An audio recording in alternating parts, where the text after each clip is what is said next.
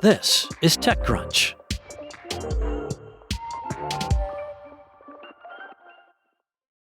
It sounds like Bluesky is getting serious about giving some users the boot, with the company saying it will be doing more to enforce their moderation policies to better cultivate a space for healthy conversations. Now, this is part of a broader update to the social media company's community guidelines after Bluesky asked users back in August to provide feedback on an earlier draft of these changes. Now, in a new blog post, the company said it received comments from more than 14,000 community members and that it especially heard from community members who shared concerns about how the guidelines could impact creative expression and traditionally marginalized voices.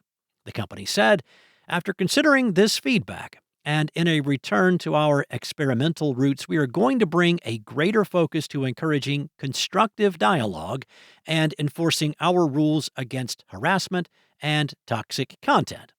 For starters, we are going to increase our enforcement efforts. As part of that enforcement, Bluesky said that it will more quickly escalate enforcement actions towards account restrictions.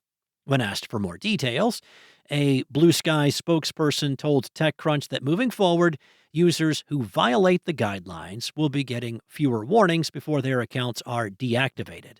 In addition, the company will be making product changes that clarify when content is likely to violate their community guidelines. So perhaps users will also see more warnings before they post content that might run afoul of the guidelines. Who gets banned and why remains a fraught issue for Bluesky, as it is for most social networks. For example, there have been recurring complaints that accounts fundraising for Palestinians in Gaza have been unfairly suspended. More recently, many users criticized Bluesky's decision to temporarily suspend the horror writer Gretchen Felker Martin due to her now-deleted comments about the shooting of Charlie Kirk. Writer Roxane Gay described Bluesky's decision, along with DC Comics' cancellation of Felker Martin's Red Hood comic book, as unacceptable, ridiculous, and an absolute shame. Felker Martin responded succinctly to Bluesky's post announcing the new guidelines, writing, "Thanks, this sucks." In addition to criticism from its more left-leaning users, Bluesky also faces ongoing complaints that it has become a liberal echo chamber, and there definitely seem to be users who cannot take a joke. The company's post mentions other upcoming product changes, including a Zen mode that would set new defaults for users who want a calmer social media experience, as well as prompts for how to engage in more constructive conversations. Bluesky said the actual guidelines have been further revised based on user feedback, with more specific language in some sections, as well as a new section about protected expression, such as journalism and education.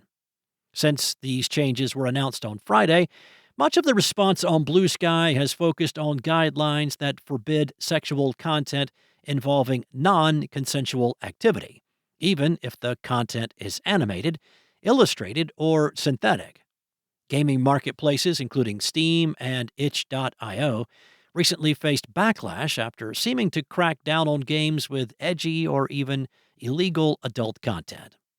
One user, for example, complained that Bluesky should worry less about whether or not a cartoon has rights and more about whether real-life trans and Palestinian people do.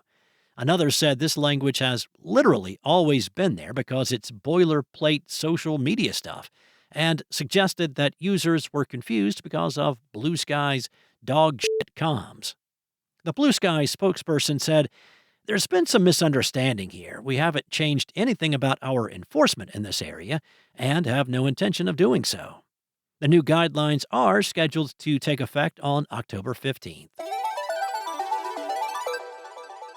The maker of Oura's health and fitness ring is raising $875 million in a new Series E financing round, valuing it around $10.9 billion. That's according to a new report from Bloomberg. The round, which is expected to close by the end of the month, would double the company's $5 billion valuation from its Series D round announced last December. The report notes that the Series E round could still exceed $900 million. Oura has sold 5.5 million rings to date, a notable increase from the 2.5 million reported in June of last year.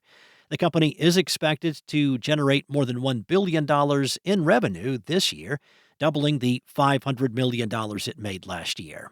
As for next year, the company forecasts sales to exceed $1.5 billion. The company plans to use the new funding to scale production, further expand internationally, and invest in product development.